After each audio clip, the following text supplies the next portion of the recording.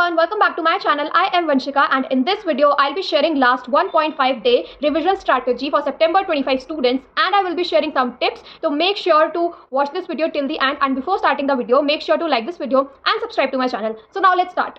Our paper number 1 is of accounts and that is on 16th of September. So for that you have to start your preparation from 13th of September, that is 13, 14 and 15. 3 दिन तुम्हें बहुत अच्छे से revise करना है. So now starting with 13, on 13 you have to complete accounting process, BRS, depreciation and inventory. So accounting process को you have to give 2 hours, BRS 2 hours, depreciation 3 hours and inventory is also 2 hours. तो first day में तुम्हें ये सारी चीज़ें cover करनी है. Now moving on to 14th of September, you have to do bills of exchange 2 hours. उसके बाद पूरा पार्टनरशिप में 5 या 6 यूनिट है पार्टनरशिप में, तो वो तुम्हें पूरा अच्छे से कंप्लीट करना है. 6 hours देने हैं तुम्हें उसको. And then you have to do final accounts and NPO, उसको तुम दे सकते हो 4 hours. तो थोड़ा टाइमिंग अपने अकॉर्डिंग तुम मैनेज कर सकते हो, बट ये चीज़ें तुम्हें कंप्लीट करनी है. देन ऑन 15th ऑफ सितंबर कंपनीज अकाउंट्स को कंप्लीट कर लेना, 6 hours देना उसको. उसके बाद अकाउंट्स फ्रॉम इनकम्प्लीट रिकॉर्ड्स, अगर तुमने वो चैप्टर करा हुआ है सिर्फ तभी उसको रिवाइज करना, अदरवाइज उसको छोड़ देना. एंड उसके बाद थ्योरी तुम कर लेना. थ्योरी तुम हार्दिक सर की वीडियो से कर लेना. उनकी 4 घंटे की वीडियो है जिसमें उन्होंने 100% थ्योरी कवर करवाई है, तो उसको 2x पे देख लेना. 2 घंटे में तुम्हारी थ्योरी खत्म हो जाएगी एंड इसका मैं लिंक डिस्क्रिप्शन में डाल दूंगी.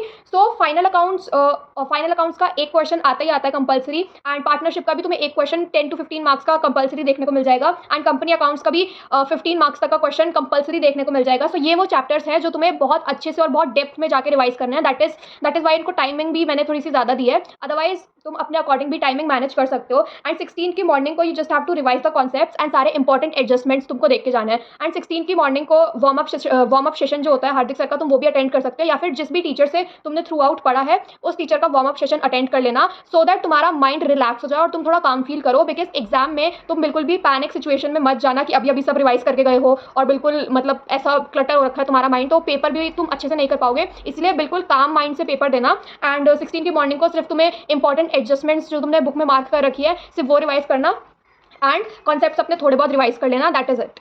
तो अकाउंट्स का पेपर 5 बजे तक खत्म हो जाएगा, तुम मैक्सिमम 7 बजे तक फ्री हो जाना. एंड अपने paper number 2 that is business loss, उसके लिए प्रिपेयर करना स्टार्ट कर देना. एंड प्लीज़ ये बिल्कुल भी मत सोचना कि अगले दिन पढ़ लेंगे और ये वाला टाइम जो है वो वेस्ट कर देंगे.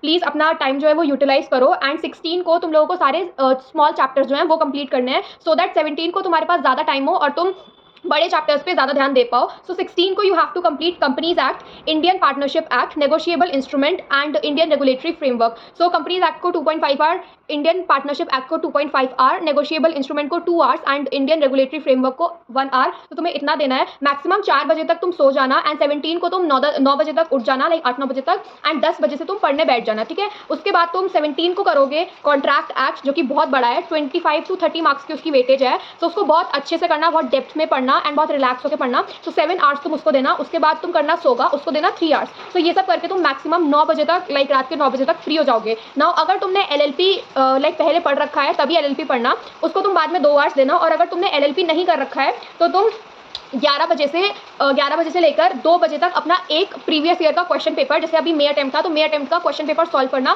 सो दैट नेक्स्ट डे तुम्हारा राइटिंग फ्लो बना रहे और तुम्हें एग्जाम लाइक पेपर पैटर्न वगैरह पता हो.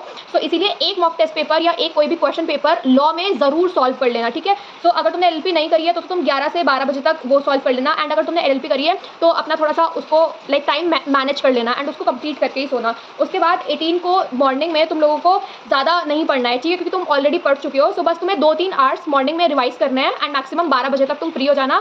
एंड अपने सेंटर लाइक 1 बजे तक तुम शायद सेंटर के लिए निकल जाओगे. ठीक है. सो 18 को मॉर्निंग में ज़्यादा नहीं पढ़ना है, सिर्फ 2-3 घंटे तुम रिवाइज करोगे. सो नाउ 18 को अगेन तुम लोग 7 बजे तक मैक्सिमम फ्री हो जाओगे. एंड उसके बाद एक मिस्टेक जो मैंने करी थी वो तुम बिल्कुल मत करना. तो मुझे ऐसा लगा था कि थ्योरी वाला पार्ट सारा लाइक हो गया है, थ्योरेटिकल वाले पेपर हो गए, अब सिर्फ MCQ बचे हैं, तो मैं अब थोड़ा सा रेस्ट कर लेती हूँ. और मैं एग्जाम से आके सो गई थी एंड मैं उठी थी नेक्स्ट मॉर्निंग लाइक 3-4 बजे उठी थी. सो मैंने वो वाला जो पूरा दिन था वो वेस्ट कर दिया था, जिसकी वजह से लास्ट के टाइम पे मेरे बहुत सारे ऐसी चीज़ें थी जो मैं कवर नहीं कर पाई थी. मतलब मॉक टेस्ट पेपर वगैरह मुझे करने थे जो मैं नहीं कवर कर पाई थी. सो ऐसी मिस्टेक मत करना. ऑल्दो आई नो कि तुम्हें बहुत नींद आ रही होगी, तुम्हारा सिर दर्द हो रहा होगा क्योंकि तुम इतने टाइम से अच्छे से सोए नहीं हो, बट प्लीज़ आकर सोना मत एंड मैथ्स के लिए प्रिपेयर कर लेना. आराम से जब इको का पेपर हो जाएगा उसके बाद तुम रेस्ट कर लेना. सो 18 को तुम लोग अपना स्टैट्स पूरा कंप्लीट कर लेना एंड अगर हो सके तो एलआर भी पूरा कंप्लीट करके सोना, अगर नहीं तो वो नेक्स्ट डे कर लेना। एंड देन 19 को अपना मैथ्स वाला जो पार्ट है लाइक चैप्टर 1 से चैप्टर 7 और 8 जो भी है वहां तक कर लेना। एंड एलआर अगर तुम्हारा छूट गया था नेक्स्ट पिछले दिन नहीं हो पाया था तो वो कंप्लीट कर लेना। उसके साथ साथ अनुराग चौहान सर की जो 500 लाइक टॉप 500 क्वेश्चन वाली वो है ना वीडियो, वो देख लेना। उसके साथ साथ तुम क्वेश्चन प्रैक्टिस कर लेना अगर तुम सेल्फ स्टडी नहीं कर सकते हो तो। अदरवाइज तुम सेल्फ स्टडी कर सकते हो तो अपने इंपॉर्टेंट क्वेश्चन जो तुमने मार्क करे वो करना, फॉर्मूले देखना, कॉन्सेप्ट देखना एंड ऐसे करके पूरा रिवाइज कर लेना, ठीक है। नाउ 20 की मॉर्निंग को जिस दिन तुम्हारा पेपर है मैथ्स का, उस दिन तुम्हें कोई भी क्वेश्चन वगैरह ज्यादा सॉल्व नहीं करना है। तुम उठना अच्छे से अपने सारे फॉर्मूले रिवाइज करना, ठीक है। आराम से 2-3 घंटे लगा के फॉर्मूले रिवाइज करना, बिकॉज फॉर्मूले आएंगे तभी तुम क्वेश्चन सॉल्व कर पाओगे, अदरवाइज तुम क्वेश्चन सॉल्व नहीं कर पाओगे। सो तुम्हें सारे फॉर्मूले याद रहे, इसीलिए उनको अच्छे से रिवाइज करना। अपनी जहाँ भी तुमने फॉर्मूले लिखे हैं वहीं से रिवाइज करना, और अगर नहीं लिखे हैं तो मैंने जो अपने टाइम पे फॉर्मूला शीट्स बनाई थी वो मैंने टेलीग्राम पे डाल रखी है, मैं उसका लिंक डिस्क्रिप्शन में दे दूंगी, तुम वहाँ से रिवाइज कर सकते हो, ठीक है। 20 को मैथ्स का पेपर देकर भी तुम मैक्सिमम 7 बजे तक फ्री हो जाओगे एंड तुम थोड़ा सा लाइक रिलैक्स माइंड कर सकते हो, क्योंकि तुम्हारे सारे हेक्टिक वाले जो पेपर है वो कंप्लीट हो गया है। एंड इकोनॉमिक्स यूजुअली इजी आता है, बट अगर तुम्हारे पेपर पहले वाले जो है वो अच्छे नहीं गए हैं तो अपने आप को बिल्कुल भी डिसहार्टेड मत करना। एंड इकोनॉमिक्स में अपना 100% देना, क्योंकि इकोनॉमिक्स इज द सब्जेक्ट जिसमें तुम मैक्सिमम मार्क्स स्कोर कर सकते हो, मतलब 80-90 तुम मार्क्स स्कोर कर सकते हो अगर तुमने अच्छे से प्रिपरेशन करी है। सो इसी मोटिवेशन के साथ तुम इकोनॉमिक्स के लिए पढ़ना। एंड 20 को तुम 7 बजे तक फ्री हो जाओगे। उसके बाद Indian economics, money market, public finance, international trade and business cycle, ये वाले चैप्टर्स कंप्लीट करके सोना 20 को, ठीक है। एंड नाउ 21 को तुम स्टार्ट करना डिटर्मिनेशन ऑफ नेशनल इनकम से, क्योंकि वो एक बड़ा चैप्टर है एंड उसके न्यूमेरिकल्स भी हैं, सो वो करना। उसके बाद तुम demand and supply, production and cost, price determination in different market, ये भी बड़ा चैप्टर है, सो इसको भी अच्छे से आराम से कवर करना। एंड उसके बाद nature and scope of business economics. So now if you are a person जिससे सेल्फ स्टडी हो जाती है, वेल एंड गुड, अपनी मॉड्यूल से रिवाइज करो। बट मैं पर्सनली इकोनॉमिक्स में मेरे से सेल्फ स्टडी नहीं हो पा रही थी, क्योंकि मॉड्यूल बहुत ज़्यादा बड़ी है, तो मुझे ऐसा लग रहा था कि मैं खुद से पढ़ूंगी और कोई टॉपिक छूट जाए और वही एग्जाम में आ जाए तो बहुत बुरी बात हो जाएगी। सो इसीलिए मैं हार्दिक सर की जो 1 शॉट वाली प्लेलिस्ट है ना, मैं वहाँ से पढ़ रही थी। एंड मेरा लाइक स्क्रीन टाइम इतना ज़्यादा था, क्योंकि तुम ऐसा मान लो कि मैं 24 घंटे ही फ़ोन ही देख रही थी, क्योंकि मैं 24 घंटे ही फ़ोन देख रही थी। और इसीलिए तो मैं उस प्लेलिस्ट का ना लिंक भी डिस्क्रिप्शन में दे दूंगी, तो तुम वहाँ से कंप्लीट कर सकते हो, क्योंकि वहाँ पे देखो एक तो तुम्हारे सारे कॉन्सेप्ट्स कवर हो जाएंगे, कुछ भी छूटेगा नहीं, 100% कवरेज हो जाएगा। एंड सेकंड, तुम्हें बस बैठ के सुनना है, ठीक है। रिविजन में तुम्हें बस बैठ के सुनना है एंड अपने दिमाग को लाइक अलर्ट मोड पे रखना है, ऐसा बिल्कुल भी खो नहीं जाना है सुनते सुनते।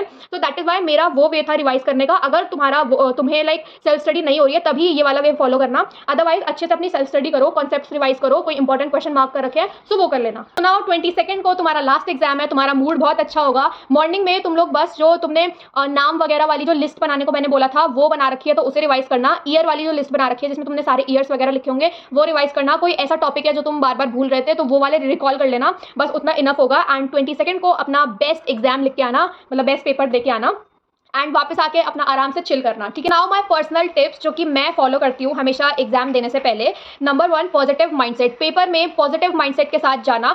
तुम अगर एग्जाम में ऐसे माइंडसेट के साथ जाओगे कि भाई मुझे ये याद नहीं आ रहा है, मुझे ये वो याद नहीं आ रहा है, मैंने ये नहीं पढ़ा था, मैंने वो नहीं पढ़ा था, तो तुम पेपर में ब्लंडर करके आओगे, ठीक है। क्योंकि तुम्हारा माइंड पहले से ही उस चीज़ को लाइक लेके बैठा है कि मुझे ये नहीं आता, वो नहीं आता, तो पेपर में ऐसा कोई क्वेश्चन आ गया जो तुम्हें नहीं आता हो तो तुम बहुत पैनिक करोगे, बहुत स्ट्रेस मोड में आ जाओगे। इसीलिए पेपर में बैठोगे तो एकदम कॉन्फिडेंटली बैठना और पॉजिटिव माइंडसेट के साथ बैठना। ऐसा सोचना कि मुझे सब कुछ आता है, ठीक है। ऑल्दो तुम्हारी प्रिपरेशन कैसी भी गई है बट स्टिल अपने माइंड को काम रखना एंड तुम्हारा पेपर बहुत अच्छे से क्लियर हो जाएगा, ठीक है।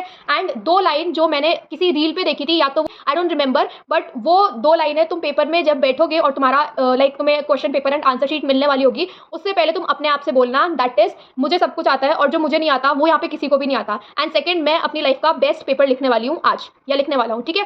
सो ऐसे करके तुम अपने आप को मोटिवेटेड फील करवाना एंड तुम सिर्फ बोलना मत, ये चीज़ फील भी करना कि तुम्हें सब कुछ आता है, सो दैट तुम्हारे एग्जाम में कोई भी क्वेश्चन आए और तुम्हें ना भी आता हो पर तुम खुद फिर भी उसको बहुत अच्छे से बना के लिख दोगे, क्योंकि तुम में कॉन्फिडेंस है एंड तुम्हारा माइंड अभी उसी पोजीशन में है कि भाई मैं तो पेपर 4 नहीं आई हूँ, ठीक है। एंड सेकंड, जब एग्जाम तुम देने जाओगे तो 12 बजे तक मैक्सिमम अपनी सारी बुक्स एंड नोटबुक्स क्लोज कर देना। ऐसा बिल्कुल मत करना कि तुम रास्ते में जा रहे हो और पढ़ते पढ़ते जा रहे हो, एग्जाम सेंटर पे पहुंच गए हो और तुम्हारा माइंड एकदम पैनिक कर रहा है, वहां भी बैठ के रिवाइज कर रहे हो, उसका कोई फायदा नहीं है। तुमने 4 महीने 3 महीने जो भी प्रिपरेशन करी होगी, उसके बाद तुमने 1.5 डे में भी प्रिपेयर किया होगा, तो तुम यहाँ पे 10-15 मिनट में पढ़ के कुछ अलग नहीं हो जाएगा। इवन अगर तुम्हें ऐसा कुछ दिख गया कि जो तुम्हें नहीं आता होगा तो तुम बहुत ज्यादा पैनिक सिचुएशन में चले जाओगे, या तुम्हें कुछ नहीं याद आ रहा होगा तो तुम पैनिक में चले जाओगे। तो ऐसा बिल्कुल मत करना। 12 बजे तक अपनी बुक्स नोटबुक सब क्लोज कर देना, आराम से व्यू एंजॉय करते हुए जाना अपने सेंटर पे एंड वहाँ पर भी अपना अच्छे से पेपर देके आना। And all the best for your exams and I will see you in my next video. If you like the video and if this was helpful for you, then make sure to like, share, comment and subscribe to my channel, and I'll see you all in my next video. Bye bye.